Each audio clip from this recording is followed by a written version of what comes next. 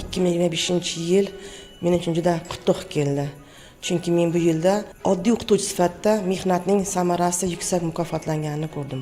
Davlatimiz rahbari qo'lidan O'zbekiston Respublikasi Matbuot xalq ta'limi xodimi faxriy unvonni qo'liga kiritdim. Bu unvonni olgan paytimda ko'zimga sevinch ko'z yoshlari keldi va shu bilan birgalikda men o'zimni oldimga katta motivatsiya, katta maqsadlarni qo'ydim. Chunki biz yangi O'zbekistonni qurar ekanmiz, ana shu O'zbekiston poydevori bo'lgan yoshlarni bilimli, sifatli, raqobatbardosh kadr tayyorlashda o'z hissamizni kuchaytirishimiz kerakligini, o'z kuch-qudratimizni ayamasligimiz kerakligini anglab yetdim va buni o'z jamoamda ham tatbiq qilib kelmoqdaman. Keyingi paytlarda, ayniqsa oxirgi 10 yilda pedagogga juda katta e'tibor berilyapti. Pedagogning mavqei oshirilyapti.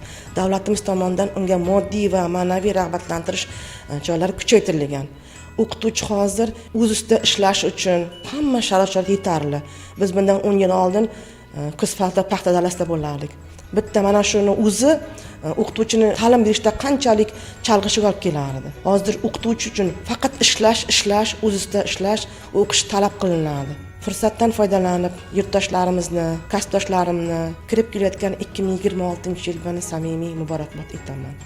Ularning hammasiga mustahkam sog'lik, oilaviy baxt, osmon musaffoligini, qalb tinchligini, iymon butunligini tilayman.